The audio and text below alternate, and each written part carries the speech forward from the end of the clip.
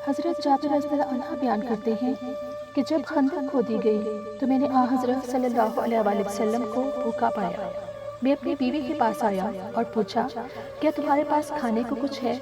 اس نے ایک تھیلا نکالا جس میں 1 سا جو تھے اور ہمارے پاس ایک بکری کا بچہ پلا ہوا تھا۔ میں نے اسے ذبح کیا اور میری بیوی نے آٹا پیسا، وہ بھی میرے ساتھ ہی فارغ ہوئی۔ میں نے اس کا گوشت کاٹ کر ہانڈی میں ڈالا۔ اس کے بعد میں حضرت صلی اللہ علیہ وسلم کو بلانے کے لیے جانے لگا تو بیوی نے کہا رسول اللہ صلی اللہ علیہ وسلم اور صحابہ کے سامنے مجھے رسوا مت کرنا، یعنی زیادہ آدمیوں کی دعوت نہ کرنا۔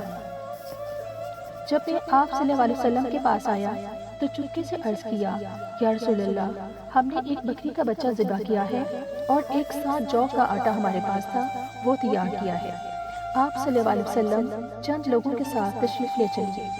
یہ سن کر حضرت صلی اللہ علیہ وسلم نے پکارا اور فرمایا اے خندق والو، جابر نے تمہاری دعوت دی ہے لہٰذا چلو۔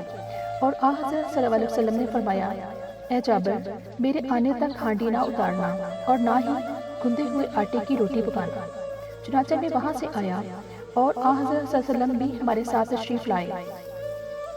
آپ صلی اللہ علیہ وسلم سب لوگوں کے ساتھ آگے تھے۔ میں اپنی بیوی کے پاس آیا، وہ بولی تمہاری ہی فضیحت و رسوائی ہوگی۔ میں نے کہا میں نے وہی کیا جو تو نے کہا تھا۔ بالآخر اس نے گندا ہوا آٹا نکالا۔ آپ صلی اللہ علیہ وسلم نے اس میں لعاب دہن ملایا اور برکت کی دعا کی، پھر ہانڈی میں لعاب دہن ملایا۔ اس کے بعد فرمایا ایک روٹی پکانے والے کو اور بلا لو جو تمہارے ساتھ مل کر روٹی پکائے، اور ہانڈی سے سالن نکالو مگر اس کو اوپر سے نہ اتارنا۔ حضرت جابر رضی اللہ عنہ بیان کرتے ہیں کہ اس وقت حاضرین 1000 تھے اور میں خدا کی قسم کھا کر بیان کرتا ہوں کہ سب نے کھایا، یہاں تک کہ چھوڑ دیا اور لوٹ گئے۔